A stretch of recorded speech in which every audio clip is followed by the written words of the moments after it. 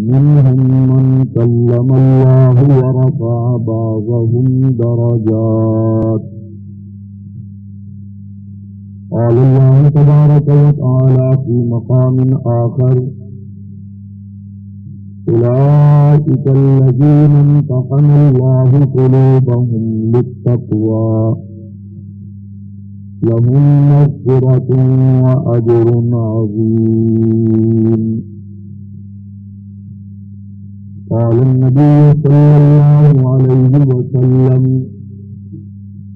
أصحابي كالنجوم بأيهم اقتديتم اهتديتم.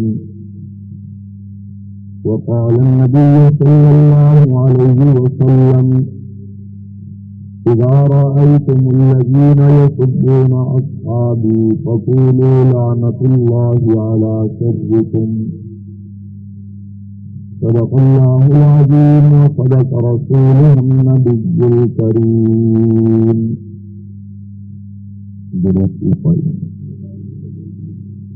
اللهم صل على محمد وعلى آل محمد كما صليت على إبراهيم وعلى آل إبراهيم إنك حميد مجيد. اللهم بارك على محمد وعلى آل محمد كما باركت على إبراهيم وعلى آل إبراهيم إنك حميد مجيد. انتہائی قابل قدر علماء کرام، محترم بزرگوں، میرے ہم سفر، ہم مشن ساتھیوں، 2 جولائی سن 2010 کی تاریخ میں مدرسہ تحفیظ القرآن شیخ آباد پشاور میں امام عادل کاتب و وحی کاتب شام و قدرت ہم ظلف نبوت ہم راز نبوت سیدنا امیر معاویہ رضی اللہ تعالی عنہ کو خراج تحسین پیش کرنے کے لیے اس عظیم الشان کانفرنس کا اہتمام انتظام فرمایا گیا، اور اس میں آپ سے مخاطب ہونے کا شرف حاصل کر رہا ہوں۔ رب تعالیٰ سے التجا ہے پروردگار عالم سچ اور حق بیان کرنے کی توفیق عطا فرمائیں، ہم سب کو اور تمام مسلمانان عالم کو قرآن و سنت کے مطابق زندگی بسر کرنے کی توفیق عطا فرمائیں۔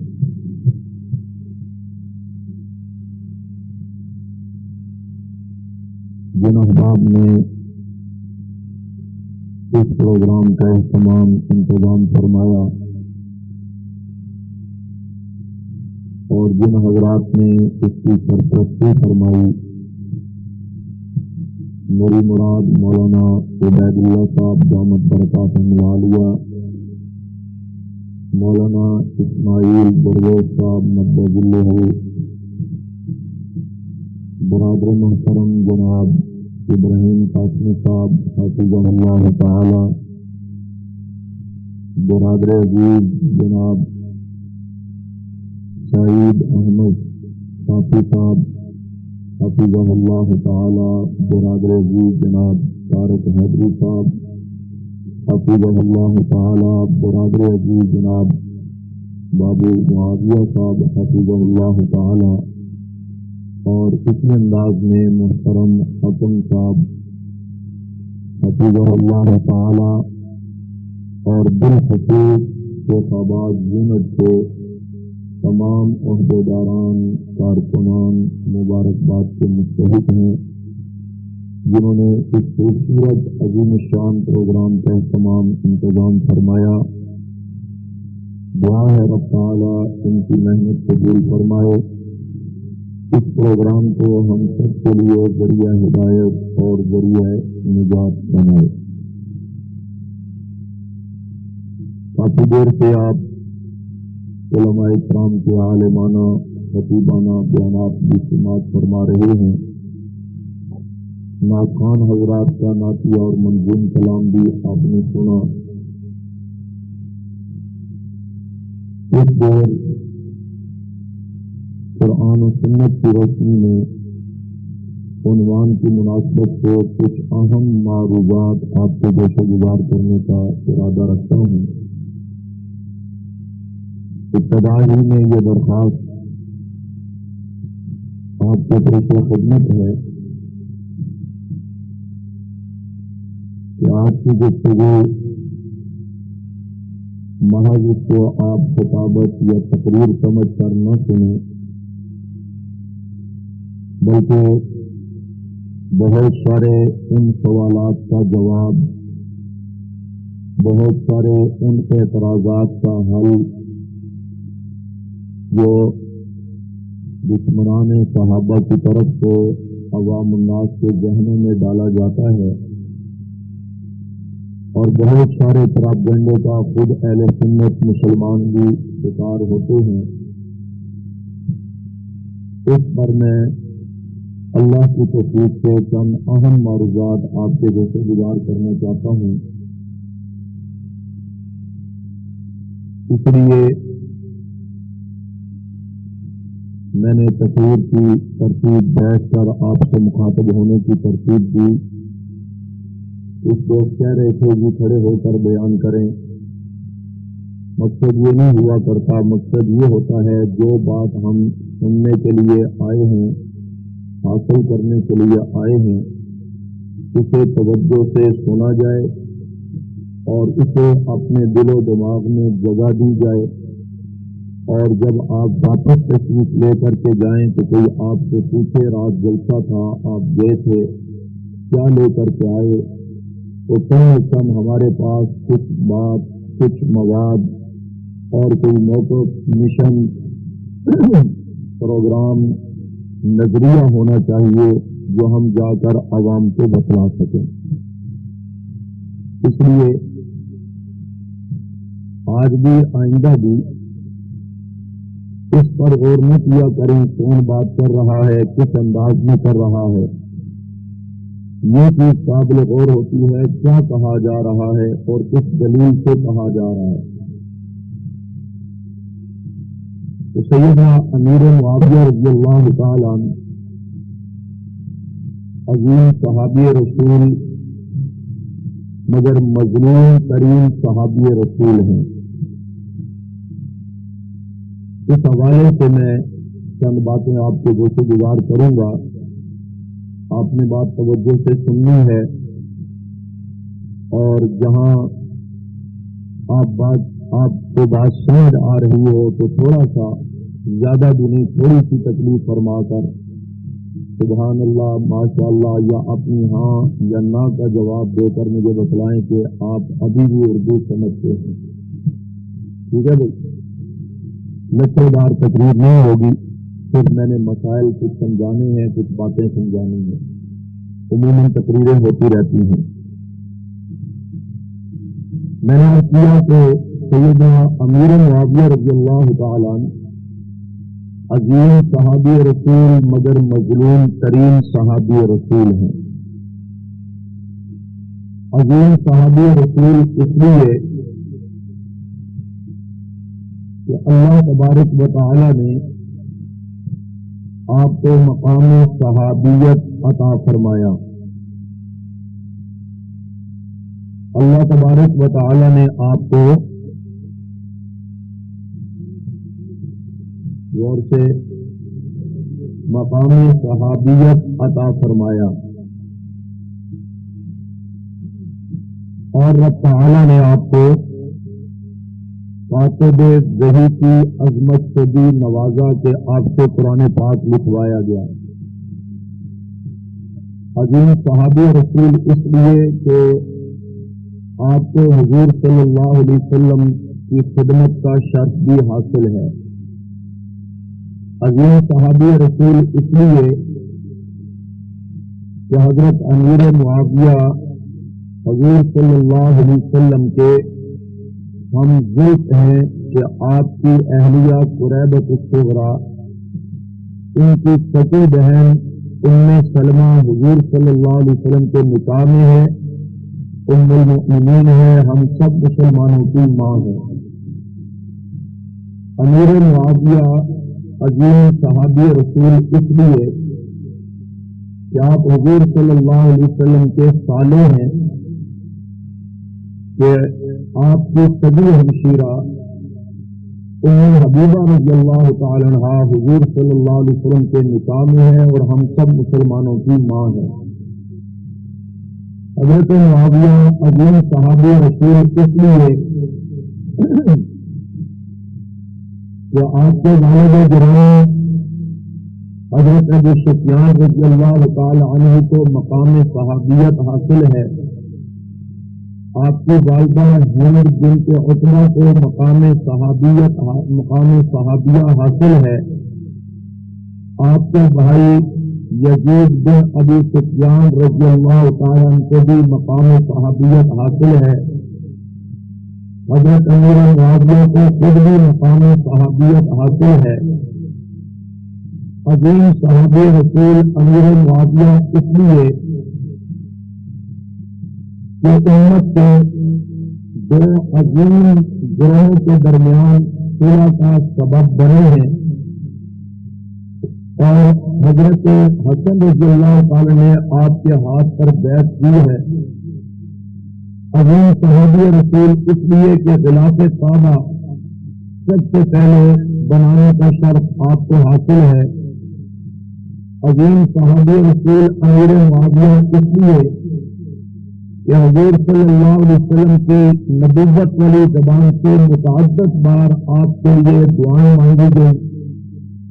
عظیم صحابی رسول اس لیے کہ اللہ کے نبی صلی اللہ علیہ وسلم کی زبان مقدس سے فقد اوجبوا کہہ کر آپ کے لیے جنت کی بشارت سنائی گئی، اور اس طرح کی دیگر آپ کو بے شمار عظمتیں حاصل ہیں، لیکن ان ساری عظمتوں کو ایک طرف رکھیے، اگر خدا نہ خواستہ یہ ساری عظمتیں آپ میں نہ بھی پائی جاتی پھر بھی آپ عظیم صحابی رسول تھے، اس لیے کہ سب سے بڑا مقام، سب سے بڑی سعادت آپ کو صحبت رسول کی ایمان کی حالت میں نصیب ہے۔ علامہ ابن حجر عسقلانی رحمۃ اللہ علیہ نے الاصابہ کے مقدمہ میں یہ بڑا پیارا جملہ لکھا، فرمایا ان شان الصحابۃ لا یعدلہ شیء، اللہ کے مقام اور اللہ کے نبی محمد مصطفیٰ صلی اللہ علیہ وسلم کے مقام نبوت کے بعد دنیا میں سب سے بڑا مقام صحابیت ہے۔ دنیا میں سب سے بڑا مقام صحابیت ہے۔ اگر آپ کو کوئی اور عظمت نہ بھی ملتی تو صرف صحبت رسول ایمان کی حالت میں، فرمایا یہ اتنا بڑا مقام ہے جو نہ علم کے ذریعے حاصل کیا جا سکتا ہے نہ عمل کے ذریعے حاصل کیا جا سکتا ہے۔ یہ مقام صحابیت اتنا بڑا مقام ہے جو تقوی، طہارت، امانت، دیانت، جہاد، غیرت، حمیت اور عبادت، ریاضت، شجاعت، اسی ذریعے سے بھی یہ مقام حاصل نہیں کیا جا سکتا۔ اللہ رسول کے مقام کے بعد سب سے بڑا مقام دنیا میں مقام صحابیت ہے، اور یہ مقام حضرت امیر معاویہ رضی اللہ تعالیٰ عنہ کو بھی حاصل ہے، اور اس مقام کے ہوتے ہوئے کسی اور دلیل، کسی اور عظمت، کسی اور آیت، کسی اور روایت کی ضرورت نہیں ہے۔ یہ مقام بذات خود بہت بڑا مقام ہے جو اللہ نے امیر معاویہ کو عطا کیا۔ اگرچہ دیگر چیزیں بھی ہیں، لیکن میں کہہ رہا ہوں اگر کچھ اور نہ بھی ہوتا تو مقام صحابیت اتنا بڑا مقام ہے کہ اللہ اور اس کے رسول کے مقام کے بعد دنیا میں اس درجے کا کوئی مقام بھی نہیں، نہ علم، نہ عمل، نہ تقوی، نہ طہارت، نہ عبادت، نہ شجاعت، نہ ریاضت، نہ جہاد، کچھ بھی نہیں۔ اگر ان چیزوں سے کوئی مقام حاصل کر کے مقام صحابیت کے برابر یا اس سے بڑھ کر کوئی مقام حاصل کر سکتا تو امام ابو حنیفہ رحمۃ اللہ علیہ، امام اسماعیل بخاری رحمۃ اللہ علیہ، شیخ عبد القادر جیلانی رحمۃ اللہ علیہ اور یہ دیگر علماء، دیگر ائمہ، دیگر اولیاء بھی یہ مقام پا لیتے، لیکن وہ تمام تر صلاحیتوں کے باوجود بھی مقام صحابیت کے درجہ تک نہیں پہنچ سکے، بلکہ عمر ابن عبد العزیز رحمۃ اللہ علیہ اور حضرت امیر معاویہ رضی اللہ تعالی کے درمیان مطابقت کے بارے میں سوال آیا تو کہا گیا کہاں امیر معاویہ، کہاں عمر ابن عبد العزیز؟ عمر ابن عبد العزیز امیر معاویہ رضی اللہ تعالی عنہ کے جس گھوڑے میں وہ سوار ہو کر کے جہاد کرتے تھے، ان گھوڑوں کی نسلوں میں جو مٹی اور گرد و غبار پڑتی ہے، عمر ابن عبد العزیز تو اس کے برابر بھی نہیں۔ حالانکہ عمر ابن عبد العزیز اپنی جگہ پر بہت بڑی شخصیت ہے، تو اس لیے میں نے کہا امیر معاویہ عظیم صحابی رسول، ان کی عظمت کے بے شمار دلائل، لیکن سب سے بڑی دلیل کہ آپ کو مقام صحابیت کا درجہ حاصل ہے۔ دوسرا جملہ میں نے عرض کیا کہ مظلوم ترین صحابی رسول، کیا مطلب؟ انبیاء علیہ السلام، صحابہ کرام اور اہل بیت عظام، ان سب کو کفار تنقید کا نشانہ بناتے ہیں، مگر بعض معاملات کو تنقید کا نشانہ بنایا جاتا ہے۔ امیر معاویہ وہ مظلوم ترین صحابی رسول ہیں کہ کفار جن کے ہر معاملے کو تنقید کا نشانہ بناتے ہیں۔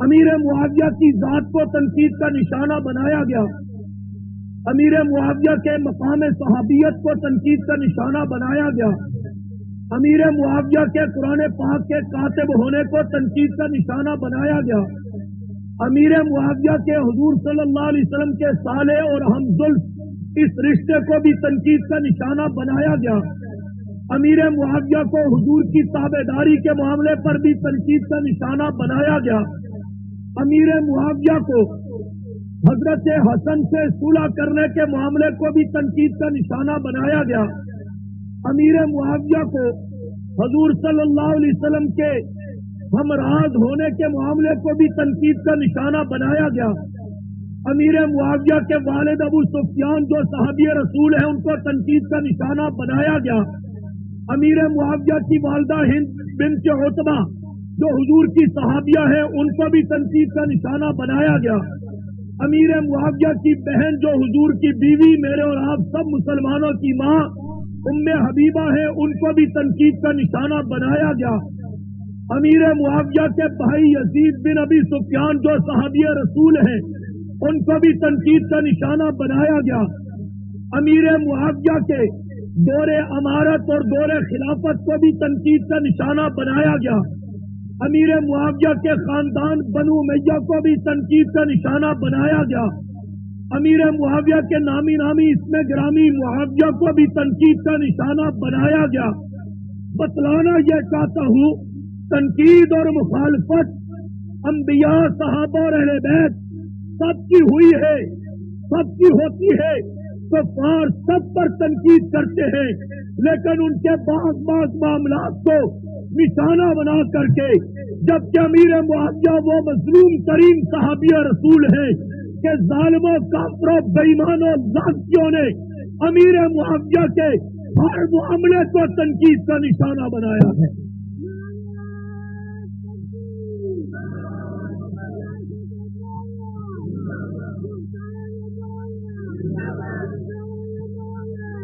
ہوتا ہے کسی آدمی سے اختلاف ہو، کسی آدمی سے اختلاف ہو تو آدمی اس کے بعض معاملات پر تنقید کرتا ہے کہ اس کی یہ بات ٹھیک نہیں، یہ بات ٹھیک نہیں، یہ بات ٹھیک نہیں، لیکن ظالموں نے امیر معاویہ صحابی اور رسول کے ہر معاملے کو تنقید کا نشانہ بنایا، کسی ایک معاملے کو بھی معاف نہیں کیا گیا۔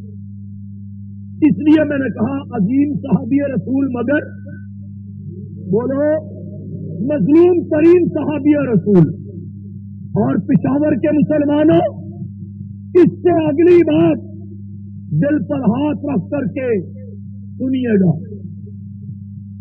کہ انبیاء صحابہ اور اہل بیت کو تو کافر گالیاں نکالتے ہیں، کافر تنقید کا نشانہ بناتے ہیں، مگر امیر معاویہ پیغمبر کے وہ مظلوم ترین صحابی رسول ہیں کہ جن کو کافر تو تنقید کا نشانہ بناتے ہی بناتے ہیں، معاف اپنے بھی نہیں کرتے۔ میری مراد یہ کہ مسلمان بھی صحابی رسول کو معاف نہیں کرتے۔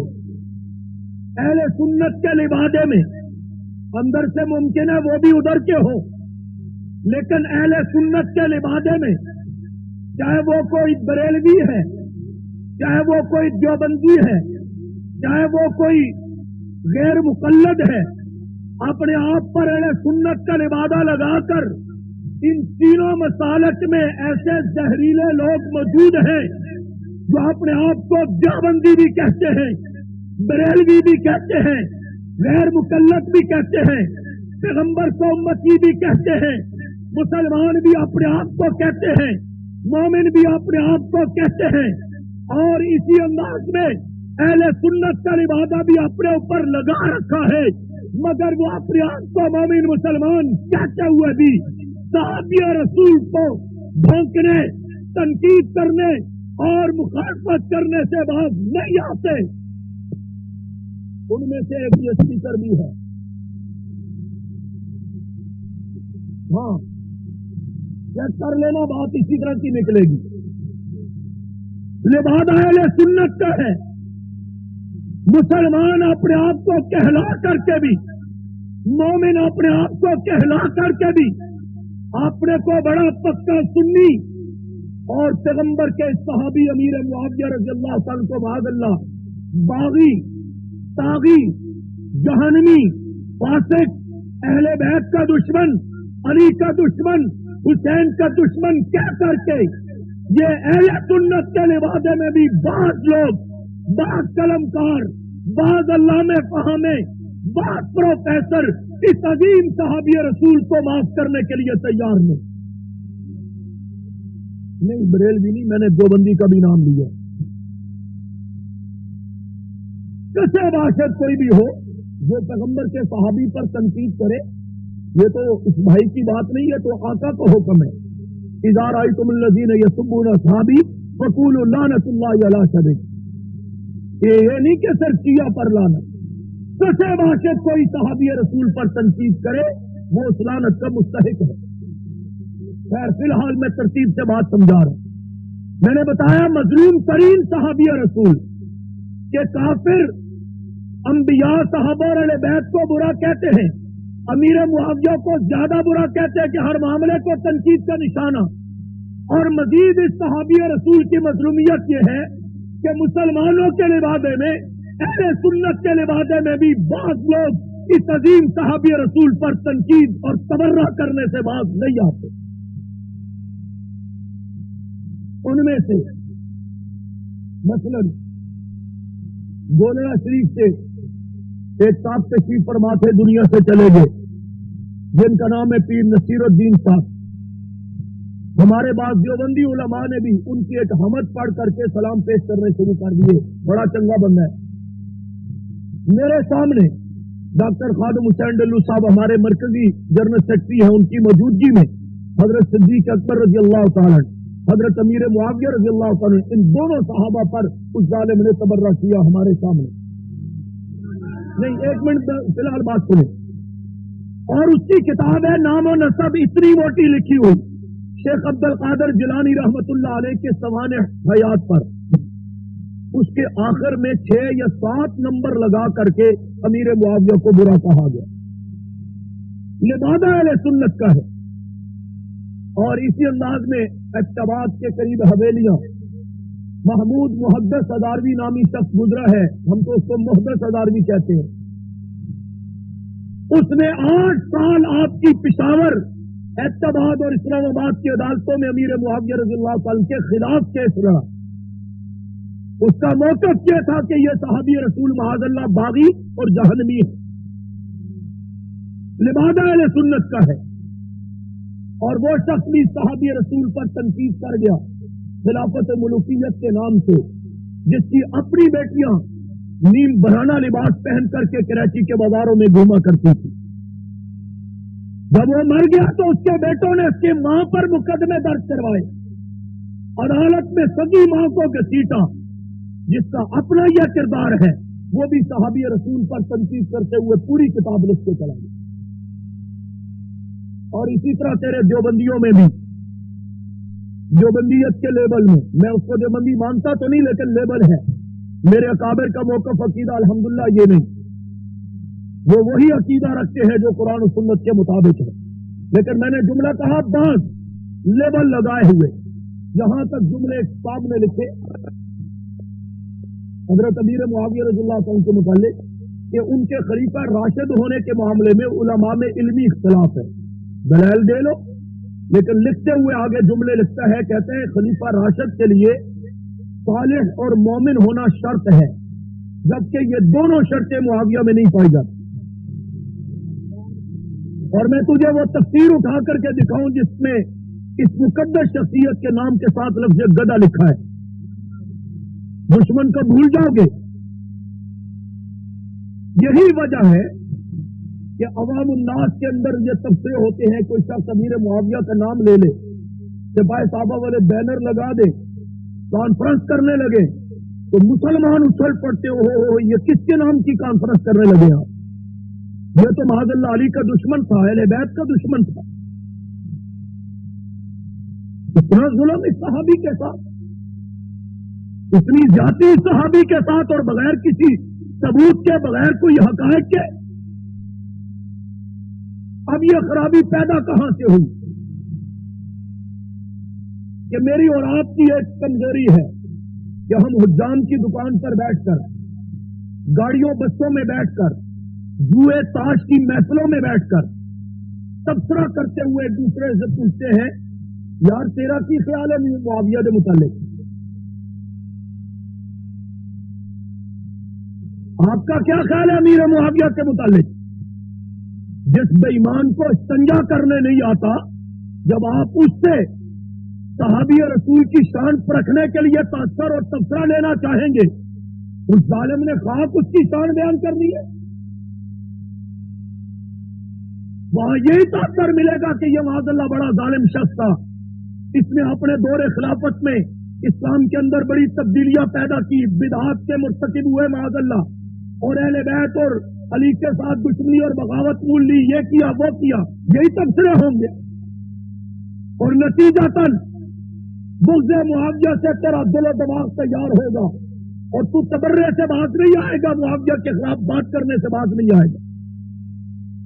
या फिर तेरी तरबियत वहां है स्कूल और कॉलेज में, सिलेबस की किताबें जो आपको पढ़ाई जाती हैं, मरूजी सवालात की किताबें, हजरत अमर बिन आस रजी अल्लाह ताला, हजरत मुगीरा बिन शोबा रजी अल्लाह ताला, हजरत उस्मान रजी अल्लाह ताला, और बिलखुसूस हजरत अमीर मुआविया रजी अल्लाह ताला के मुतालिक उन किताबों के अंदर इतना तबर्रा, इतना जहर है कि आप अगर गौर करें, तवज्जो करें, तो आप हैरान होंगे, शायद ये काफिरों की लिखी हुई किताबें।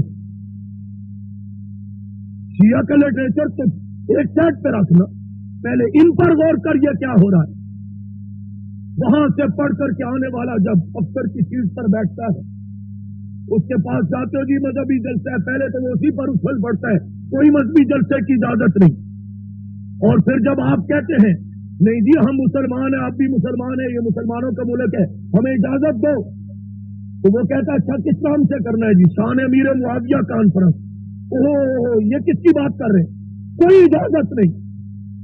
जैसे अभी आपको रोक करके बाहर से अंदर भेजा गया। मेरा ख्याल है गुमान तहकीक करेंगे, जब आपको किसी जलसे से बाहर नहीं रोका जाता है, तो इस जलसे से रोका गया, इसके पीछे भी मुआविया के नाम होगा, इसी नाम से नफरत की वजह से बाहर से अंदर मुंतकिल किया गया। इसको नाम को सुनना वो अक्सर गवारा नहीं करता, जो अपने आप को 30 मार खान मुसलमान समझता है। वजह क्या कि वो जहां से सबक पढ़ के आया स्कूल और कॉलेज में, प्रोफेसरों की लिखी हुई किताबें, उसमें उसका जहन बनाया गया कि मुआविया इस्लाम का दुश्मन शख्स था, अहले बैत का माज़अल्लाह दुश्मन था, और पैगंबर का दुश्मन शख्स था। वो वही जहन लेकर जब कुर्सी पर बैठा है, وہ पाक मुआविया के नाम की तुझे इजाजत देगा।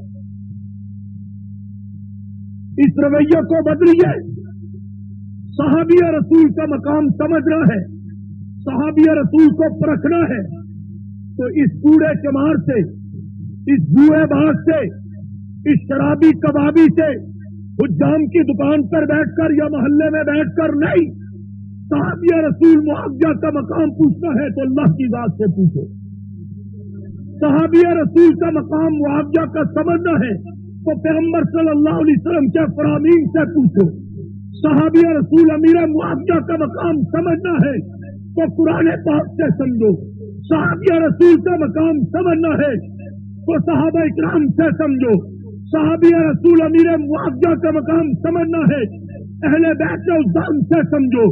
सहाबिया रसूल अमीर मुआविया का मकाम समझना है तो अली अल मुर्तजा और हसनैन करीमैन से समझो। सहाबिया रसूल अमीर मुआविया का मकाम समझना है ताबीन तबे ताबीन से समझो। सहाबिया रसूल अमीर मुआविया का मकाम समझना है तो पीरान पीर शेख अब्दुल कादर जिलानी से समझो।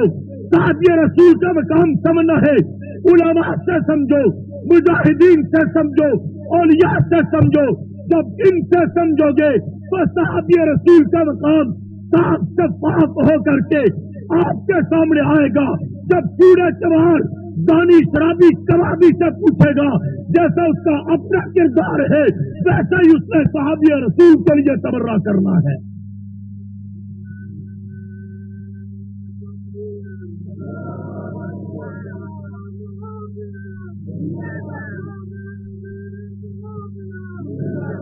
इसलिए उलमाए किराम ने ये उसूल बताया है।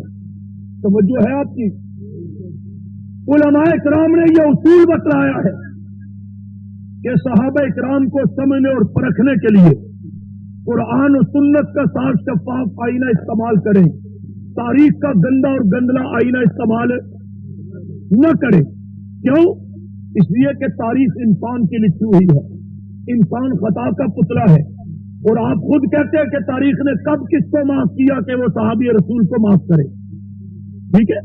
और दूसरी बात, ये तारीख लिखी गई जब बनु उमैया का दौर खत्म हुआ तो बनु अब्बास के दौर में आपके मुल्क में कभी ऐसा हुआ कि एक हुकूमत गई और आने वाली हुकूमत पहली हुकूमत की तारीख में किताब शाया करवाए? वो बड़ी अच्छी थी जनाब, ऐसा कभी हुआ?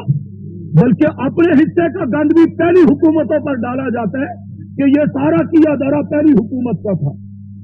तो जब बनु उमैया का दौर हुकूमत खत्म हुआ तो बनु अब्बास का दौर आया, तो इस दौर में तारीख का आगाज किया गया। तो इन्होंने पहलों की शान थोड़ी बयान करनी थी। और फिर दूसरी बात कि तारीख का सबसे पहले कलमकार, सबसे पहले तारीख लिखने वाले हाथ राफियों के हैं। जब राफी तारीख लिखने बैठेगा तो किसी सहाबी के मुतालिक भी तसव्वुर और तवक्को नहीं की जा सकती। और खुसूसन अमीर मुआविया रज़ियल्लाहु ताला जिन्होंने दुनिया यहूदियत ईसाइयत को खुड्डे लगा दिया था, वो खास तारीख लिखते वक्त मुआविया की शान बयान करेंगे। फर्क समझ आ रहा है? इसी अंदाज में अल्लाह के उलमा ने कहा है कुरान और सुन्नत के आईने में सहाबा को समझो और परखो, अमीर मुआविया रज़ियल्लाहु ताला समेत। क्यों? इसलिए कि अल्लाह की जात पाक है हर किस्म के ऐब से और अल्लाह का कलाम भी पाक है। हुजूर सल्लल्लाहु अलैहि वसल्लम मासूम है। आपकी ज़बान मुबारक से जो वाक़अतन रवायात अदा हुई वो मुस्तनद अहदीस का ज़ख़ीरा वो भी इस किस्म के नक्श और झूठ और गलत बात से महफूज है, गलत बात से महफूज है। जब ये आईना साफ शफाफ अल्लाह और उसके रसूल के कलाम का, तो इसमें सहाबा को देखोगे जैसे रब ताला और अल्लाह के रसूल खुद सच्चे सहाबा को सच्चा दिखाएंगे। जैसे उन्होंने अहकामात जारी किए उन अहकामात की तामील करने वाला साहबे इकराम को दिखाएंगे। ठीक है? इस उसूल को जहन में रखो, कभी नहीं भटकोगे। कभी कोई आदमी आपके सामने आकर के बड़ी से बड़ी रिवायत हवाले पेश कर देता है, वो जी फलां अल्लामा साहब ने ये लिखा है, वो तो गलत नहीं हो सकते। उसे क्या अगर मुखालफत में लिखा है तो मुंह पर मार। बात रब की गलत नहीं हो सकती, रसूलुल्लाह की गलत नहीं हो सकती, ये तो आम इंसान इससे गलती हो सकती है। ٹھیک ہے. دوسری خرابی کی وجہ یہ ہے، یہی جو بات میں ابھی کر رہا ہوں کہ ہمارے سامنے کتاب اٹھا کر کے لائی جاتی ہے، دیکھیے 2 لائنوں میں القاب لکھے ہوئے ہیں کتاب لکھنے والے کی، شیخ الحدیث مفتی صاحب محقق العصر والزمان والفجر والاشاعت والمغرب، پتہ نہیں کیا کچھ، اور تیسری لائن میں اس کا نام لکھا جاتا ہے. اب اس کی اتنی اندھی تقریب کی جاتی ہے، اتنی اندھی عقیدت اس سے ہو جاتی ہے کہ اندر وہ صحابی رسول کو جو بھی بھونکتا رہے تو اس سے عزت احترام میں کہتا ہے کیونکہ علامہ صاحب بہت بڑے ہیں، ان کا علم بڑا ہے، ان کا تقوی بڑا ہے، ان کا پیٹ بڑا ہے، ان کا جبہ بڑا ہے، ان کا مقام بڑا ہے. وہ پشاور کے مسلمان یہ تو سوچ وہ تیرے رب سے بھی بڑا ہے، بولو وہ تیرے پیغمبر سے بھی بڑا ہے. تو پھر اس کے بڑا ہونے کی بات کو لے کر کے اس کی تحقیق جو صحابی رسول کے خلاف جائے اس کو تم دلیل بنا کر کے کہتے ہو کہ واقعی معاویہ نے ایسا کیا تھا لہذا یہ بڑا غلط آدمی ہے معاذ اللہ. ایک بات کہ وہ بڑا نہیں اللہ بڑا ہے، وہ بڑا نہیں کون بڑا ہے، اور دوسری بات رسول اللہ بڑے ہیں. اسی سے سمجھو اللہ نے حضرت امیر معاویہ رضی اللہ عنہ کو پیدا کیا، پیدا کرنے والا خالق معاویہ کو زیادہ جانتا ہے یا 1400 سال بعد والا قلم کار زیادہ جانتا ہے؟ اللہ زیادہ جانتا ہے. حضور صلی اللہ علیہ وسلم نے حضرت امیر معاویہ رضی اللہ عنہ کی تربیت کی. اب تربیت کرنے والا استاد اپنے شاگرد کو، مرشد اپنے مرید کو، امام اپنے مقتدی کو، قائد اپنے کارکن کو، نبی اپنے صحابی کو زیادہ بہتر جانتا ہے یا 1400 سال بعد میں آنے والا پروفیسر علامہ فہمہ زیادہ بہتر جانتا ہے؟ وہ زیادہ بہتر جانتے ہیں جنہوں نے تربیت کی. اب اللہ بھی معاویہ کی شان بیان کرتے ہیں، رسول اللہ بھی معاویہ کی شان بیان کرتے ہیں. جس اللہ نے پیدا کیا، جس رسول اللہ نے تربیت کی، وہ تو کہتے ہیں معاویہ بڑے اچھے ہیں، بڑی عظمتوں والے ہیں، بڑی شانوں والے ہیں. اللہ کہتے ہیں میرے بھی محبوب ہے، رسول اللہ کہتے ہیں معاویہ میرے بھی محبوب ہیں. اور یہ 1400 سال کے بعد کا آدمی آ کر کے کہتا نہیں کہ یہ آدمی ٹھیک نہیں تھا، معاویہ اس کا کردار ٹھیک نہیں تھا، اس کا اہل بیت سے رویہ ٹھیک نہیں تھا، علی سے رویہ ٹھیک نہیں تھا، نام ٹھیک نہیں تھا، معنی ٹھیک نہیں تھا. ایمانداری سے بتاؤ بات اس کی ماننی چاہیے یا اللہ رسول کی ماننی چاہیے؟ یہ پوری بات ہے. اگر میں کوئی غلط کر رہا ہوں تو مجھے سمجھا دینا، ٹھیک ہے. اور دوسری بات اسی حوالے سے کہ جو دلائل اس علامہ فہامے کے اکٹھے کر کے آپ عوام کو امیر معاویہ سے متنفر کرنا چاہتے ہیں کہ یہ روایت تو بڑی پکی سچی ہے، اس کی تو کوئی رد کر ہی نہیں سکتا، یہ فلاں حدیث میں یہ جملے آئے ہیں. تو ایک بات ذہن میں رکھنا، علماء بیٹھے ہیں تفصیل ان سے پوچھ لینا. آپ صلی اللہ علیہ وسلم نے اس معاملے میں بھی ایک اصول بتلایا ہے. کتاب الکفایہ فی علم الروایا، حضرت ابو ہریرہ رضی اللہ عنہ سے روایت حضرت خطیب بغدادی نے لکھی ہے. کے لیے ہم کیا کریں؟ یہ نہیں کہا کہ کسی علامے کے پاس لے جانا اور پرکھنے لگ جانا، نہیں، آقا نے خود اصول بتا دیا. فما جاکم موافقا لکتاب اللہ و سنتی فہو منی. اس روایت کو آپ کتاب اللہ اور سنت رسول اللہ پر پیش کرنا، اگر وہ کتاب اللہ اور سنت رسول اللہ سے مطابقت رکھتی ہو تو فہو منی، سمجھ لینا کہ یہ میرا ہی فرمان ہے. وما جاکم مخالفا لکتاب اللہ و سنتی فلیس منی. اگر وہ کتاب اللہ اور سنت رسول اللہ کے مخالف ہے روایت تو سمجھ لینا یہ جھوٹ ہے، یہ مجاہدہ کا حکم نہیں ہے. کیا مطلب؟ قرآن و سنت نے صحابہ کو ایماندار کہا، معیار ایمان کہا، عظمتوں والا، تقوی والا، طہارت والا، شان والا کہا، گناہوں سے دور کہا، گناہوں سے محفوظ بتلایا. ٹھیک ہے. اب ایک روایت آدمی لے کر کے آ جاتا ہے جس میں یہ لکھا ہے کہ معاذ اللہ صحابی نے یہ زنا کیا ہے، معاذ اللہ صحابی نے فلاں جگہ پر ظلم کیا، قتل کیا، یا کسی کو مارا یا ڈاکہ ڈالا. بات سمجھ آ رہی ہے؟ اب چونکہ یہ بات قرآن و سنت کے احکامات کے خلاف ہے تو آپ نے شک میں نہیں پڑھنا کہ یار پتہ نہیں ایسا کیا نہیں کیا. نہیں، قرآن و سنت کہتا ہے کہ صحابی ایسا، بولو صحابی ایسا نہیں ہو سکتا، صحابی ایسا نہیں ہو سکتا، بلکہ آسان طریقہ ہے کہ جو بات آپ ایک اپنے دور کے شریف النفس مسلمان کے لیے تصور نہیں کر سکتے، وہ بات صحابی رسول کے لیے بھی تصور مت کرو، اس لیے کہ وہ تم سے اربوں خربوں درجے زیادہ بڑے مسلمان ہیں۔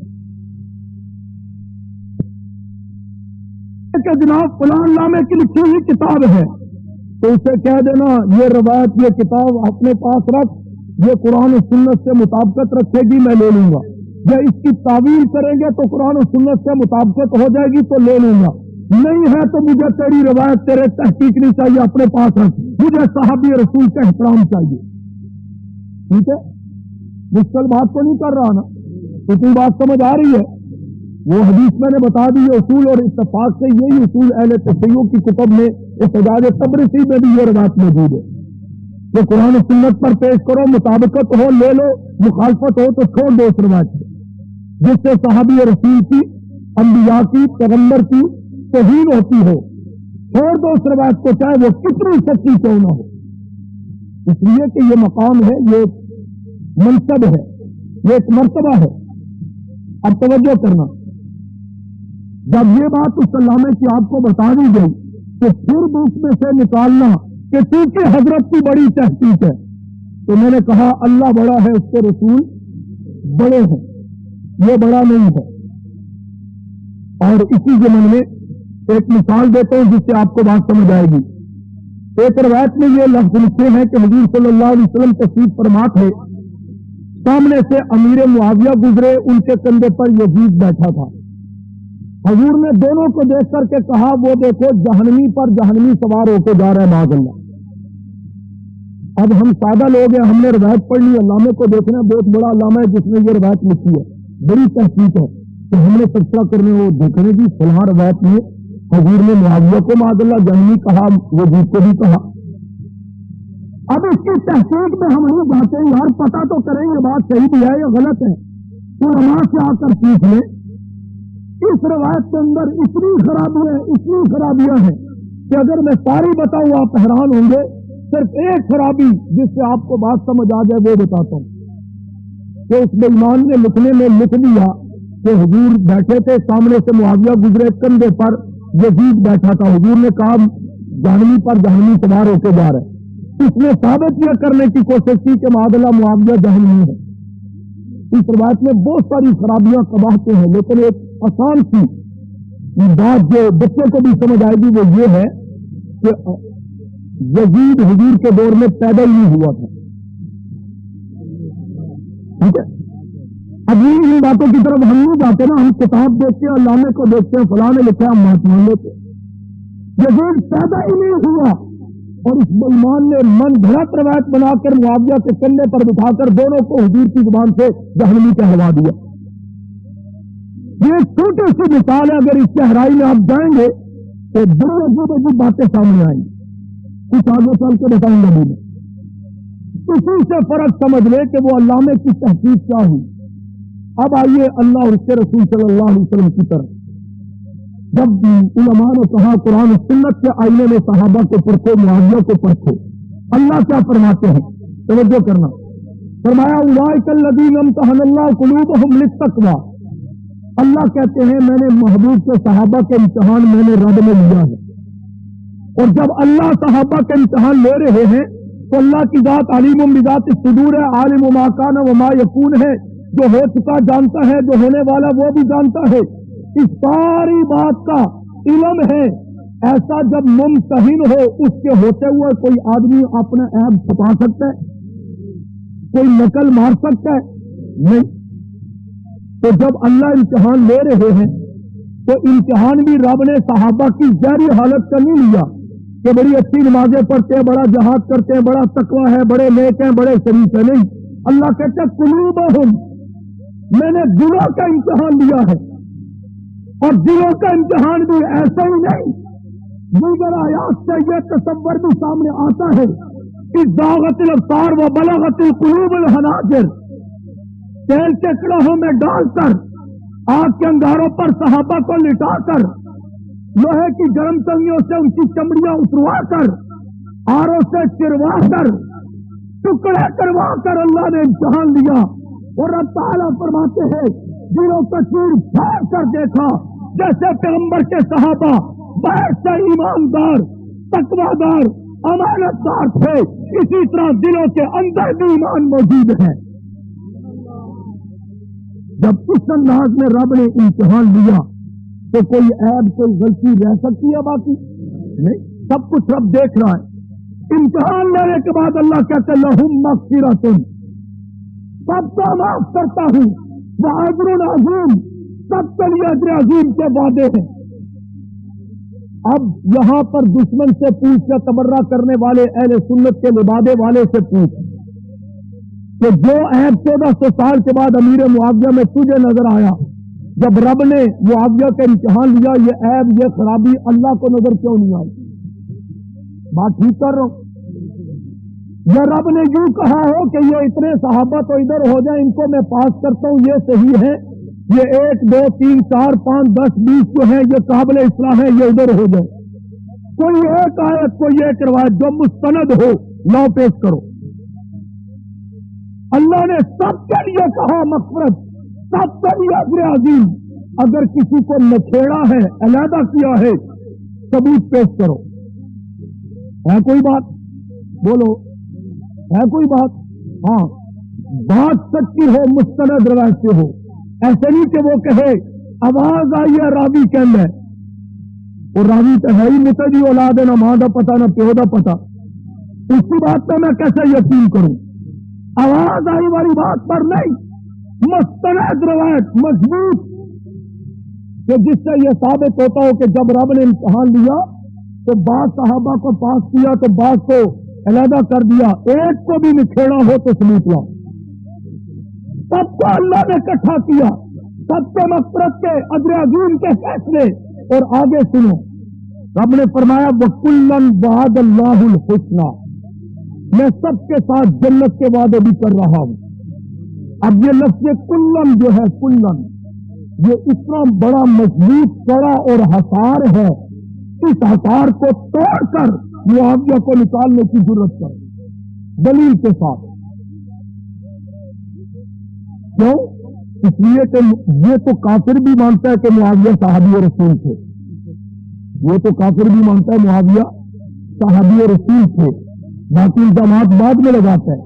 اس اعتبار سے میں نے کہا کلن جو رب نے کہا، یہ سارے کے سارے، یہ سب صحابہ، یہ سب صحابہ صدیق اکبر حسنہ میں شامل ہیں، اس لیے کہ وہ صحابی ہیں۔ فاروق اعظم حسنہ کی بشارت میں شامل ہیں، اس لیے کہ وہ صحابی ہیں۔ فاروق اعظم عثمان غنی حسنہ میں شامل ہیں کہ اس لیے کہ وہ صحابی ہیں۔ علی حسنہ کی بشارت میں شامل ہے اس لیے کہ وہ صحابی ہے، اور حسنین کریمین حسنہ کی بشارت میں شامل ہے اس لیے کہ وہ صحابی ہے۔ اسی انداز کے اندر، اسی انداز میں وہ حبشے سے آنے والا کالا بلال حسنہ کی بشارت میں شامل ہے اس لیے کہ صحابی رسول ہے۔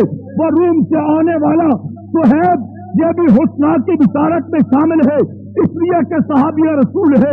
وہ شام میں رہنے والا معاویہ بھی اس میں شامل ہے حسنہ کی بشارت میں اس لیے کہ وہ صحابی رسول ہے۔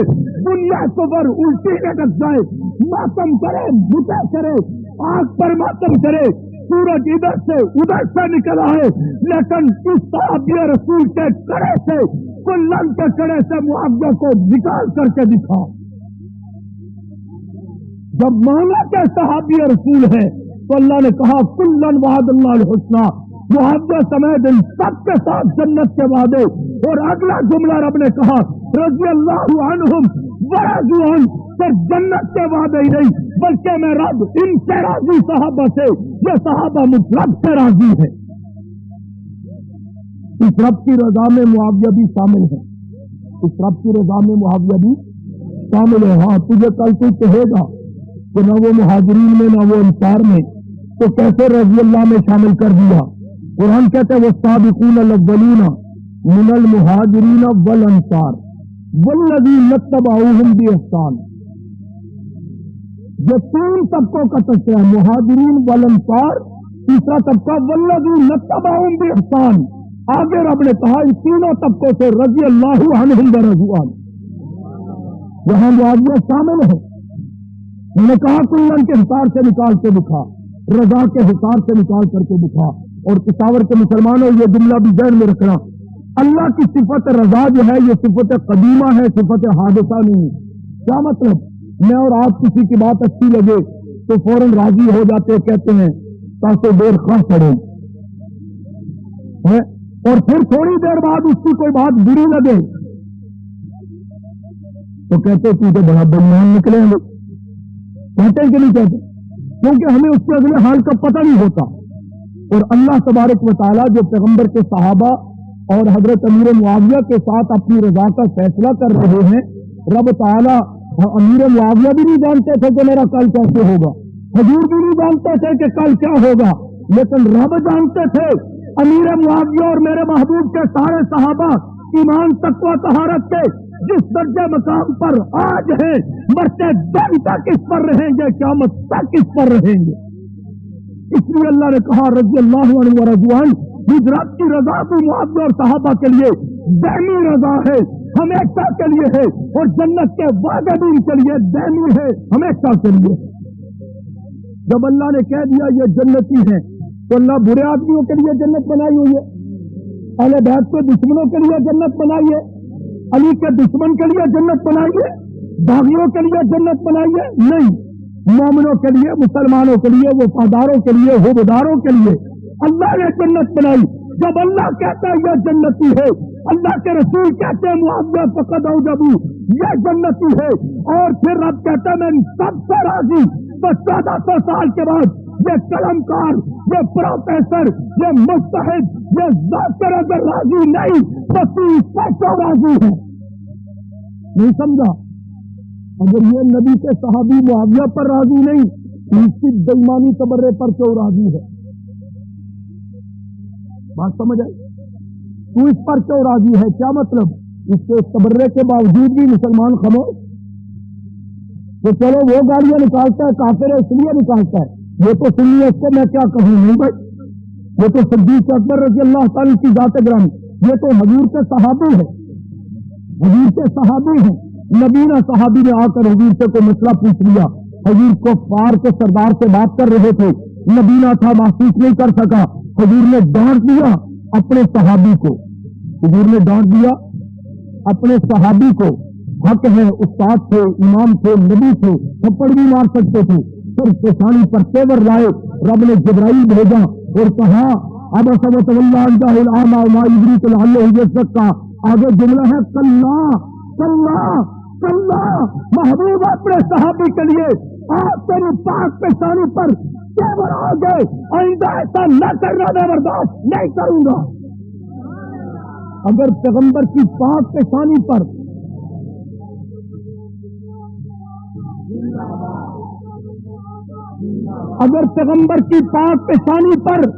صحابی کے خلاف تیور برداشت نہیں، تو سنیت کا لحاظ کرتے ہوئے اس سنیت کے لبادے کے بےایمان قلم کار کے قلم کی نوک پر، اس کی زبان پر پیغمبر کے صحابی کے خلاف اور بکواس برداشت کر کے خاموش ہے اس لیے کہ یہ سنی ہے. اللہ نے اپنے محبوب کو کہہ دیا کہ نہیں، صحابی کو کچھ نہ کہنا. اس بےایمان کو کہتا ہے چونکہ علامہ صاحب ہے اس لیے میں کیا کہوں اس کو. تو فرق سمجھ آیا آپ کو؟ ان بنیادی باتوں کو ذہن میں رکھو. یہ قرآن و سنت کے بنیادی دلائل سامنے ہوں گے، وہ سارے تاریخ کے حوالے رجت.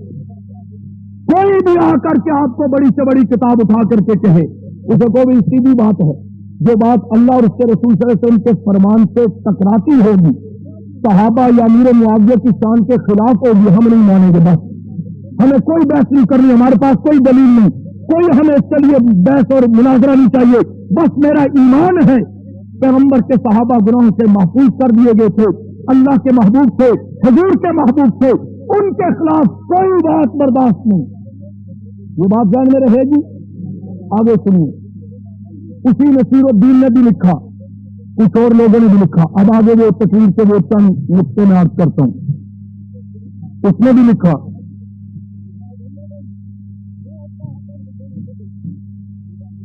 انہوں نے نام لے لوں جو پریشانی ہوئی ہے کسی بس مسئلہ سمجھو. اور میں اس کا نام بتاتا ہوں، کچھ اور بھی ہیں قرآن تو چلو ویسی سیاسی آدمی ہے. تو میں بات کر رہا تھا، اگلی بات سنو. اس نصیر الدین اس نے لکھا، وہ ابتدائی حصہ ذہنوں میں بٹھانا چاہیے آپ کو. اس نصیر الدین نے بھی لکھا، کچھ اوروں نے بھی لکھا. حضرت امیر معاویہ رضی اللہ عنہ کے خلاف اب جو مین بندے ہیں وہ تھوڑے تھوڑے عرض کر کے بات اختتام کی طرف لے جائیں گے. توجہ ہے؟ مجھے تو نہیں بات سمجھ آ رہی ہے. اس نے لکھا، کہتا لم یصح فی فضائل معاویہ، کہ امیر معاویہ رضی اللہ تعالی کی شان میں کوئی صحیح حدیث ثابت نہیں. ٹھیک ہے، اس پر ایک بات چلی جائے، وہ ذہن میں رکھو. میں نے شروع میں بھی جملہ کہا، اب بھی کہہ دیتا ہوں کہ کسی صحابی کی شان میں نام لے کر حضور کی زبان سے اگر کوئی حدیث روایت ثابت نہ ہو تو اس کا یہ مطلب نہیں کہ اس صحابی کی شان ہی نہیں ہے. وہی صحابہ ہیں جن کے نام نہیں لیے، مگر اجمالی جو صحابہ کی شان میں آقا نے جو کچھ کہا اس کا مستحق سارے صحابہ ہیں. جیسے آپ نے فرمایا صحابی کا نجوم جو مقتدی تو محتدی تو، میرے سارے صحابہ ستاروں کی مانند ہیں، ان میں سے جس کی اقتدا کرو گے ہدایت پاؤ گے. سارے صحابہ شامل ہیں. یہ لگا بات ہے، علماء کچھ حدیث میں کلام ہے لیکن اس وقت وہ بحث نہیں. تو پہلی بات یہ ذہن میں رکھیں، کسی صحابی کے لیے کسی حدیث کا ثابت نہ ہونا اس کا یہ مطلب نہیں کہ اس کی عظمت اور شان ہی نہیں ہے، بلکہ میں نے شروع میں بتا دیا ان شان صحابت لا یعدلہ شیء. ابن حجر کہتے ہیں مقام صحابیت کے ہوتے ہوئے کسی اور بات کی ضرورت ہی نہیں. اس کے برابر اللہ رسول کے مقام کے بعد دنیا میں کوئی مقام نہیں جو صحبت رسول ایمان کی حالت میں ملتا ہو. اس کے مقام کے ہوتے ہوئے ضرورت ہی نہیں ہے. لیکن جہاں تک اس نے یہ من گھڑت بات کی لم یصح فی فضائل معاویہ کہ معاویہ کی شان میں کوئی روایت نہیں، یہ اتنا بڑا جھوٹ ہے. اور پھر ساتھ اس نے جملہ لکھا، کہتا ہے جس کی میں بات لکھ رہا ہوں یہ امام حاکم خالص سنی ہے. علماء جانتے ہیں امام حاکم مستدرک حاکم حدیث کے اول درجے کی کتاب ہے، یہ اس کا محدث اور مصنف ہے. اس کے متعلق ابن حجر نے بھی باقی کتابوں والوں نے بھی لکھا ہے محدثین نے کہ ہوا شیعی مشہور ہے، یہ مشہور شیعہ تھا. اسی بھی تعویل اگلوں نے کر دی نہیں کہ اس دور میں شیعہ اس جیسے ان کو نہیں کہتے تھے، وہ اور ہوتے تھے. لیکن اتنی بات پکی تھی کہ وہ معاویہ سے بغض رکھتا تھا. اتنی بات پکی تھی. رہ گئی یہ بات کہ جب اتنی بڑی حدیث کے کتاب کا مصنف ہے، شیعہ ہے، تو اس کی کتاب کی جو اس کی کتاب سے حدیثیں لے کر ہم دلائل بھی تو بناتے ہیں مستدرک حاکم کے، تو پھر اس کا کیا ہوگا؟ علماء جانتے ہیں مستدرک حاکم کی روایتیں ڈائریکٹ نہیں لی جاتی، بلکہ اس پر امام ذہبی رحمۃ اللہ علیہ کی جس کی تلخیص ہو جس حدیث پر، اس کو لے کر دلائل کے طور پر استعمال کیا جاتا ہے. اب یہ چیز علماء کو سمجھنے کی آپ کو بات نہیں سمجھ آئی. اسی امام ذہبی رحمۃ اللہ علیہ نے اسی امام حاکم کے متعلق بنو امیہ کے متعلق جو اس نے روایت بیان کی آگے چل کے عرض کروں گا، اس کے متعلق امام ذہبی نے جس نے یہ لفظ لکھے ہیں کہ معاویہ کی شان میں کوئی صحیح حدیث نہیں، اس امام کے متعلق امام ذہبی جو حدیث کے بہت بڑے مستند امام ہیں، انہوں نے جملہ لکھا، فرمایا قلت قبح اللہ رافعا افتراہ، اللہ اس بے ایمان کا ناش کرے، یہ رافی ہے، یہ جھوٹی روایتیں گھڑ کر کے گمراہی ڈالتا ہے. بات سمجھ آ گئی؟ جہاں تک بات رہی اس نے کہا جی معاویہ کی شان میں کوئی صحیح حدیث ثابت نہیں، تو حقائق یہ ہے کہ صحیح حدیث کے بعد حسن کا درجہ ہے، پھر آگے متواتر ہے، پھر اسی طرح ضعیف من گڑت، یہ بہت سارے درجے ہیں. لیکن حسن حدیث جو ہے جس کو حسن کہا جاتا ہے وہ صحیح کے درجے میں ہی ہے، اس سے فضائل بھی لیے جاتے ہیں، دلائل بھی لیے جاتے ہیں. تو حضور صلی اللہ علیہ وسلم کی زبان مبارک سے صحیح حدیث بھی معاویہ کی شان میں ہے اور حسن حدیثیں بے شمار معاویہ کی شان میں موجود ہیں. اب ان میں سے میں چند عرض کرتا ہوں، توجہ کرنا، اس سے شان معاویہ بھی ساتھ ساتھ سمجھ آئے گی. حضور صلی اللہ علیہ وسلم نے نبوت والے ہاتھ اٹھائے، فرمایا اللہم اجعلہ ہادیا مہدیا واہدی بہ.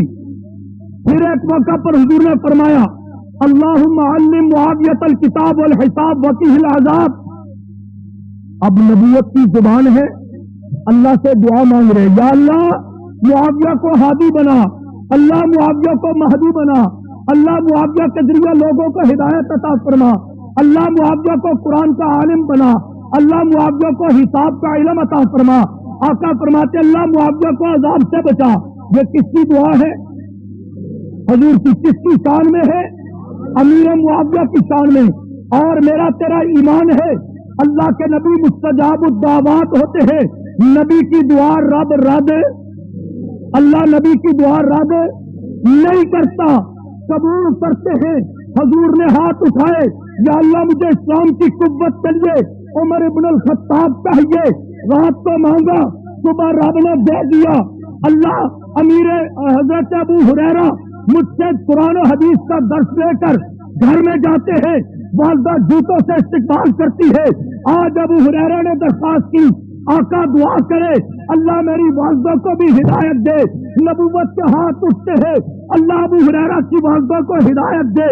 ابو ہریرہ پیغمبر کی مائیت سے اٹھ کر گھر پہنچتے ہیں تو ماں جوتوں سے استقبال کرتی تھی اور دوپٹہ پھیلا کر استقبال کرتی ہے. ابو ہریرہ بیٹے مجھے بھی آقا کی خدمت میں لے جا، میں بھی کلمہ پڑھ کے غلامہ بننا چاہتی ہوں، صحابیہ بننا چاہتی ہوں. تماما بن اسال کے لیے دعا ہے. یہ ایک پورا موضوع ہے. آقا دعا مانگتے ہیں، رب سے جو مانگتے ہیں اللہ دیتا ہے. بولا سوف یعطیک ربک فترضی. اللہ نے قرآن میں کہہ دیا محبوب تو مانگتا جائے گا میں دیتا جاؤں گا. جب تک تو خود نہیں کہے گا بس کر، اس وقت تک میرے دروازے بند نہیں ہوں گے. چنانچہ محبوب نے رب سے جو بھی مانگا اللہ نے دیا. تو جب آقا نے اللہ سے معاویہ کے لیے ہدایت مانگی، علم مانگا، عذاب سے محفوظ ہونے کی دعا مانگی، تو ایمانداری سے بتاؤ معاویہ کے لیے پیغمبر کی دعا رب نے قبول نہیں کی؟ بولو، سارے بولے، آپ بھی بولے. جب محبوب کی ہر دعا رب قبول کرتا ہے تو جو معاویہ کی شان میں رب نے مانگا وہ اللہ نے قبول نہیں کیا. اگر نہیں کیا تو کوئی ثبوت دو کہ اللہ نے کہہ دیا ہو نہیں بھائی میں نہیں مانتا. نہیں، ایمان ہے اور حقیقت سے ثابت ہے. ایک تو یہ چیز ہے نا کہ آئندہ کچھ ہونے والا ہو تو آدمی کہے گی نہیں اب یہ دعا آپ کے حق میں نہیں رہے گی، دیکھنا یہ آپ کو کچھ بھی نہیں ملے گا. لیکن یہ مل چکا ہے، یہ مل چکا ہے.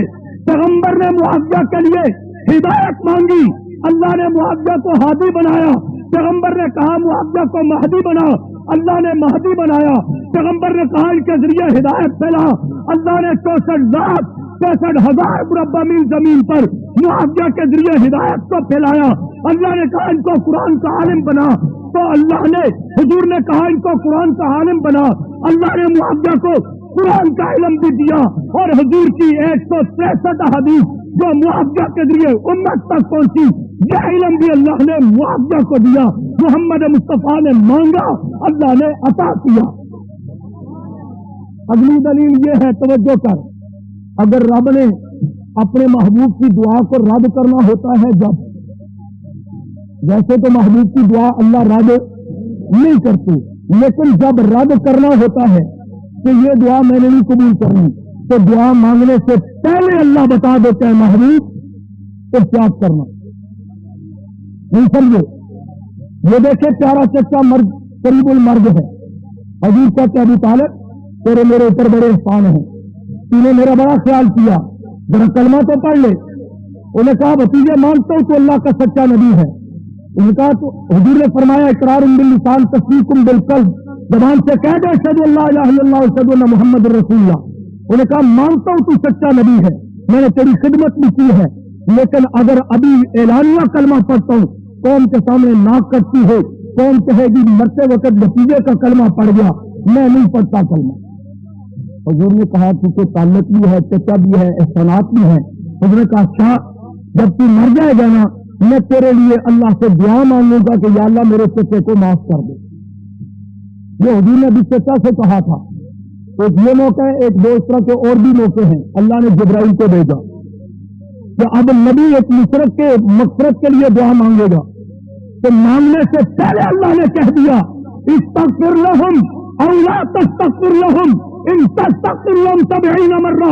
ایک بار نہیں، ایسے کے لیے 70 بار بھی محبوب مانگو گے میں نہیں دوں گا، اس لیے بہتر ہے کہ مانگو ہی مت. اگر رب نے معاویہ کو ہادی مہدی اور قرآن کا عالم نہیں بنانا تھا تو जब नबूवत ने हाथ उठाए थे जिब्राइल को देखकर पहले रब कह देता ये अहले बैत का दुश्मन है, इसने उसके साथ बुरा हुआ है, मैं बिल्कुल आपके साथ जुड़ करके सवारी पर बैठा हूँ। आका ने नबूवत वाले हाथ फैला दिए, या अल्लाह मुआविया के पेट को इल्म से हिलम से भर दे। मुझे तकलीफ है मुआविया से, उसके किरदार से। नबी कदम कदम पर मुआविया के लिए दुआएं मांग रहे हैं। अब जब ये बात आई कि हदीस में है कि हुजूर ने पूछ कर बताया, जब अमीर मुआविया ने कहा मेरा पेट आपकी कमर से मिला हुआ है, जानते तो आका भी थे कि मेरे साथ जुड़ के बैठा हुआ है, मगर आका वो मुकाम वो दुआ देना चाहते थे। कहा या अल्लाह मुआविया के पेट को इल्म और हिलम से भर दे। तो ये दुआ भी कबूल हुई, अल्लाह ने रद्द कर दी। अगर रद्द किया तो कोई सबूत लाओ। अब जब दुश्मन को इस पर सबूत नहीं मिला, तवज्जो कर लो, उसने अगली बात कह दी, कहता जी मुआविया के लिए अगर हुजूर ने पेट को इल्म और हिलम से भरने की दुआ की है तो मुआविया को हुजूर ने बदुआ भी तो दी थी, मुआविया को हुजूर ने बदुआ भी दी थी। इस हदीस से वो आपको शक में डालेगा, इसलिए उसकी वजाहत करता हूं। वो क्या है? रवायत में इस तरह बयान करता है, कहता है कि हुजूर सल्लल्लाहु अलैहि वसल्लम ने अब्दुल्लाह इब्न अब्बास से कहा कि जाओ मुआविया को बुलाओ। अब्दुल्लाह इब्न अब्बास गए तो अमीर मुआविया खाना खा रहे थे। आपने कहा मुआविया हुजूर बुला रहे हैं, तो मुआविया ने कहा अच्छा चल जाओ, मैं खाना खा के आवांगा, मक्के डोडे में खोरो मैं ब्याह आ जाऊंगा। फिर कुछ देर बाद आका ने फिर बुलाया, अब्दुल्लाह इब्न मसूद मुआविया नहीं आया, बुलाओ। तो अब्दुल्लाह इब्न अब्बास ये जाकर देखा अमीर मुआविया खाना खा रहे हैं, आपसे कहा हुजूर बुला रहे हैं, आपने कहा खाना खा के आता हूं। ये वो रवायत बयान करता है। जब 2 बार बुलाने से खाने की वजह से मुआविया हुजूर की खिदमत में नहीं आए तो आका ने आगे से बददुआया, उसके बकौल आका ने बददुआया जुमला कहते हुए कह दिया अल्लाह कभी मुआविया का पेट न भरे। ठीक है, अब ये रवायत का अंदाज उसका, ये रवायत है मौजूद लेकिन अंदाज उसका है। अब इस रवायत की हकीकत क्या है? हकीकत यह है कि हदीस में उलमा से पूछ लेना, वो रवायत उठाकर पढ़ लेना, उसमें अल्फाज ये हैं कि अब्दुल्लाह इब्न अब्बास को हुजूर ने कहा मुआविया को बुलाओ। आप जब बुलाने गए तो अमीर मुआविया खाना खा रहे थे, आपने इस्लामन अमीर मुआविया को कुछ नहीं कहा, वापिस आगे आकर हुजूर को कहा जी वो खाना खा रहे हैं।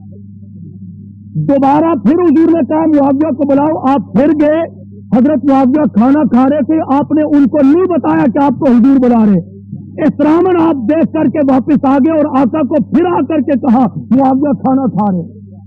इस पे जवाब में आका ने कहा मुआविया के पेट कभी ना भरे। अब इस पे इल्जाम मुआविया पर आता है कि उसको बताया नहीं कि तुझे आका बुला रहे हैं, और अगर बताया होता तो कुरान हदीस के वाज़ेह दलाइल हैं। यहाँ तो खाना था, यहाँ तो खाना था।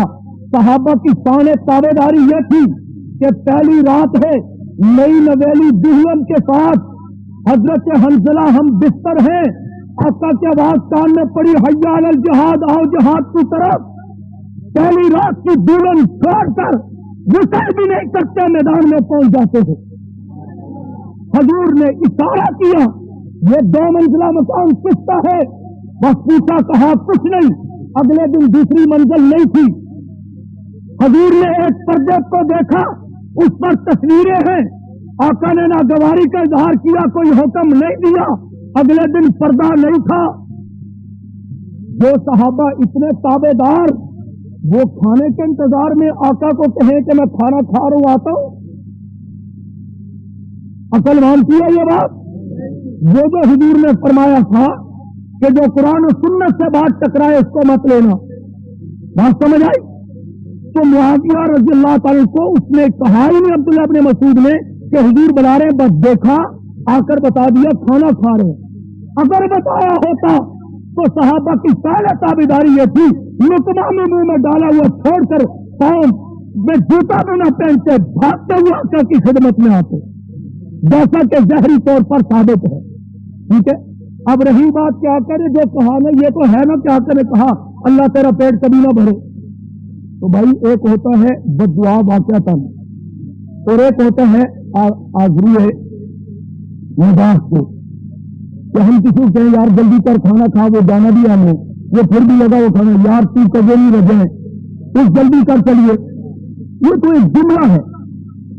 اور پھر بھی میں کہتا ہوں اگر حضور نے کہا بھی، ایک تو پہلی وضاحت یہ ہے، پھر حضور نے اگر کہا بھی تو اس کے بعد کبھی کسی صحابی نے معاویہ کو نہیں کہا کہ یار حضور نے تو تیرے لیے جگہ جو ہے دل و دماغ ہوتا ہے، پیٹ نہیں ہوتا، وہ اگلی بکواس یہ بھی کرے گا تیرے سامنے، تو اس کا جواب اس کو کہہ دینا کہ یہ جملے صرف امیر معاویہ کے لیے حضور نے نہیں کہے، دوسری حدیث میں یہی جملے حضرت علی کی شان میں بھی کہے ہیں، علی تیرے پیٹ کو بھی اللہ علم اور حلم سے بھر دے، اگر وہاں وہ جائز ہے تو یہاں بھی یہ ٹھیک ہے۔ اس بات کا فرق سمجھ گئے؟ توجہ کر کہتے ہیں حضور کی زبان سے حدیث نہیں، یہ حدیث نہیں تو کیا ہے؟ فضائل معاویہ ہے یا نہیں؟ بولو۔ حضور صلی اللہ علیہ وسلم نے فرمایا احلم امتی معاویہ، جیسے آپ نے فرمایا تھا ارحم امتی ابو بکر، میری امت کا سب سے زیادہ رحیم ابو بکر ہے، اسی طرح کا نے فرمایا احلم امتی معاویہ، میری امت کا سب سے زیادہ بردبار معاویہ ہے۔ اور پھر حضور نے یہ بھی فرمایا، توجہ، حضور نے یہ بھی فرمایا اول جیش من امتی یغزون البحر فقد اوجبوا، کہ میری امت کا وہ لشکر جو سمندری جہاز کا کفر کے مقابلے میں آغاز کرے گا، میں محمد اس کو جنت کی بشارت دیتا ہوں۔ یہ حضرت حرام رضی اللہ تعالیٰ کے گھر میں آقا آرام کر رہے تھے، خواب میں رب نے اس کی نشاندہی کروائی، حضور مسکراتے ہوئے تھے، حضرت حرام نے پوچھا آقا کیا بات ہے؟ فرمایا میں نے دیکھا میری امت کے لوگ ایک لشکر لے کر کے سمندر پار جا رہے ہیں دشمن سے ٹکرانے کے لیے، اسلام کو پھیلانے اور غالب کرنے کے لیے، تو میں اللہ کے حکم سے فقد اوجبوا ان کے لیے جنت کی بشارت دیتا ہوں۔ حضرت حرام نے کہا آقا ان میں بھی شامل ہوں؟ حضور نے کہا ہاں تو بھی ان میں شامل ہے، تو بھی ان میں شامل ہے۔ اب حضرت حرام اسی سفر میں سواری سے گر کر کے شہید ہوئی، تو وہ جنتی ہو گئی حضور کے اس فرمان کے مطابق، سارا لشکر بھی جنتی ہو گیا کہ جس نے سمندری جہاز کیا سب سے پہلے، تو جو اس لشکر کی معاویہ نام کا شخص قیادت کر رہا تھا وہ اس سے علیحدہ کر دیا گیا، وہ بھی جنتی ہے یا نہیں؟ بلند آواز سے اگر وہ نہیں ہے تو ثبوت دو کہ حضور نے اس کو علیحدہ کیا ہو۔ میں اگلی بات کرتا ہوں، حضور پھر سو گئے، سونے کے بعد کچھ سلسلہ کے متعلق بھی ایک خواب دیکھا، آپ نے اس پر بھی کہا کہ یہ لشکر اور یہ جنتی، میں اس تفصیل میں نہیں جانا چاہتا۔ ادھر پھر حضرت حرام نے کہا کہ میں اس میں بھی شامل ہوں، حضور نے کہا نہیں تو شامل نہیں، تو پہلے نہیں ہے، تو اب یہاں نہیں تھی حرام، تو حضور نے کہہ دیا اس میں تو نہیں ہے، پہلے میں تھی، حضور نے کہا ہاں تو بھی شامل ہے۔ اسی کا اگر معاویہ وہاں نہ ہوتے تو آقا کہہ دیتے معاویہ نہیں ہے، جب ہیں تو کوئی تخصیص سے کوئی نکھیڑ نہیں کیا، تو حضور نے فرمایا وہ سارے کا سارا لشکر جنتی ہے۔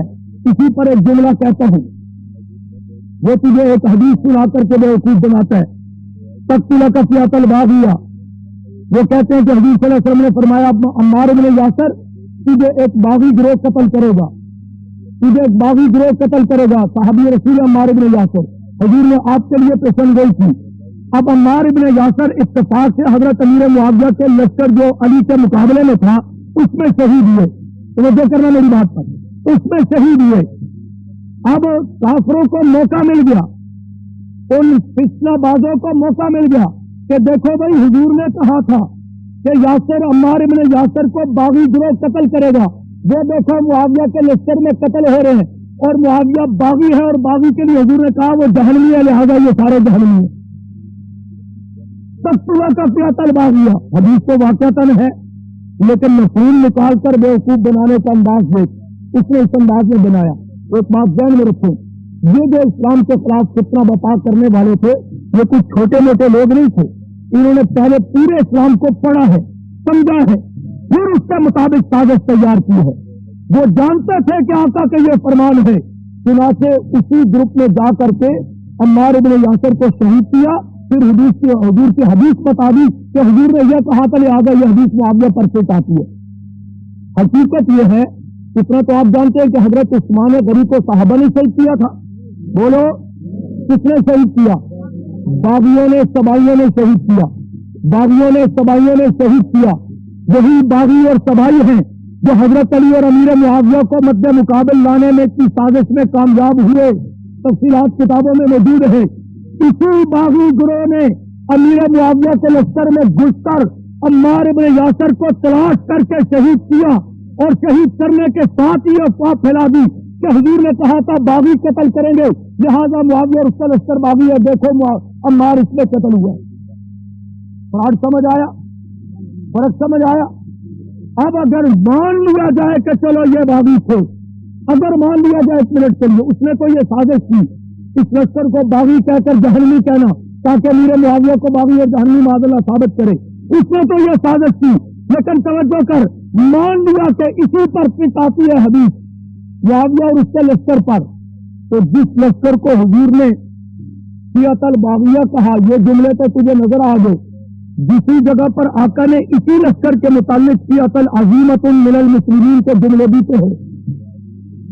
وہ کون سا موقع ہے کہ حضور اپنے نواسے حسن کے لیے پسندگی کر رہے ہیں، یہ میرا بیٹا حسن ان ابنی سید لعل اللہ ان یصلح، کہ میرا یہ بیٹا ان قریب مسلمانوں کے دو عظیم مسلمانوں کے لفظ مسلمان کہا، مسلمانوں کے دو عظیم گروہوں کے درمیان صلح کروائے گا. آپ ایمانداری سے بتائیں حضرت حسن نے کن دو عظیم گروہوں کے درمیان صلح کروائی؟ حضرت علی اور حضرت معاویہ کے لشکر کے درمیان. ان دونوں لشکروں کو حضور مسلمان بھی کہہ رہے ہیں، حضور عظیم بھی کہہ رہے ہیں، اور یہ بے ایمان تجھے کہتا کہ یہ باغی ہے. بات نبی کی مانے گا یا اس کا مفہوم مانے گا؟ بات نبی کی صحیح ہے نا. اگر یہ باغی ہوتے تو حضور مسلمان کیوں کہتے؟ اگر یہ باغی ہوتے حضور کے فرمان سے مستعد معاویہ کا لشکر ہوتا تو آقا اسی لشکر کو مسلمان کیوں کہہ رہے ہیں؟ آقا اسی لشکر کو جنت کی بشارت کیوں دے رہے ہیں؟ آقا اسی لشکر کو عظیم کیوں کہہ رہے ہیں؟ اس سے بھی اگلی بات کہ بغاوت تو نے مراد لی ہے کہ علی کے مقابلے میں بغاوت کی تھی، یہ علیحدہ بات ہے کہ اس سے پوچھا جائے، میرا اعتراض نہیں. ہم حضرت علی کو چوتھا خلیفہ اور امام برحق مانتے ہیں، یہ ہمارا اہل سنت کا اکابر کا عقیدہ ہے انشاءاللہ، ٹھیک ہے. لیکن اس کو چھوڑنے کے لیے کہتا ہوں کہ بغاوت تو اس صورت ہوتی ہے جب خلافت ہو. پہلے یہ تو بتا کہ علی کو خلافت کس نے دی تھی؟ ابو بکر صدیق کی خلافت کے لیے پیغمبر کے فرامین میں اشارے موجود اور امت نے اتفاق کیا صحابہ بنی ثقیفہ نے، اور عمر کی خلافت کے لیے حضرت صدیق نے حضرت عمر کو خلیفہ نامزد کیا. عثمان غنی کی خلافت کے لیے فاروق اعظم نے 6 آدمیوں کی کمیٹی بنائی، ان میں سے جس کو چاہو خلیفہ بنا لو. سوال یہ ہے کہ علی کو خلیفہ کس نے بنایا؟ یہ اس کے لیے ہے، یہ آپ کے لیے نہیں، دشمن کے لیے. واقعی بن حرب، مالک اصغر نقعی، عمر بن حمد، یہ دو لوگ ہیں جو عثمان غنی کو شہید کرنے والے ہیں، عبداللہ بن سبا سمیت. اور اسی واقعی بن حرب نے 5 دن تک خلافت کی مسند پر بیٹھا رہا اور نمازیں بھی پڑھاتا رہا. پھر اسی نے حضرت علی کا ہاتھ پکڑ کر آگے کیا اور تلوار کی نوک پر صحابہ سے زبردستی بات لی کہ اگر ہم کسی خلیفے کا اعلان نہیں کرتے تو ہماری خیر بھی نہیں. اگر تحقیق میں جاؤ گے تو یہ باتیں سامنے آئیں گی.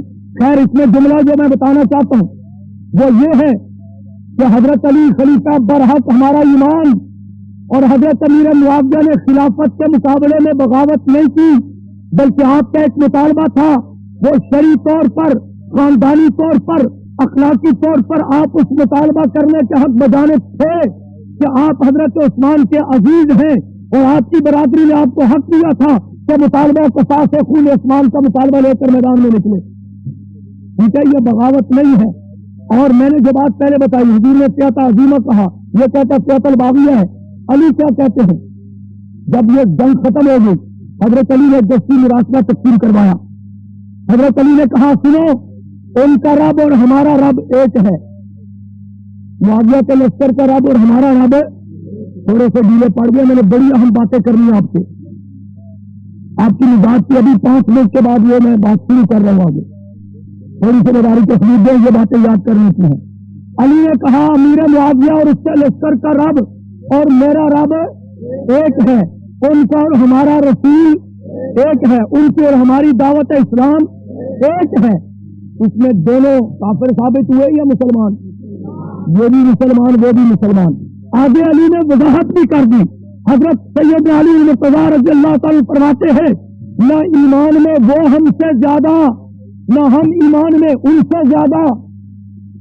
علی نے کیا کہا؟ ان کو کافر کہا، فاسق کہا، اور باغی کہا، طاغی کہا، ایمان کہہ رہے ہیں۔ اور فرق یہ بتا رہے ہیں نہ ایمان میں وہ ہم سے زیادہ، یعنی کہ ہے مسلمان مثلا ہم سے زیادہ نہیں، اور نہ ہم ان سے زیادہ۔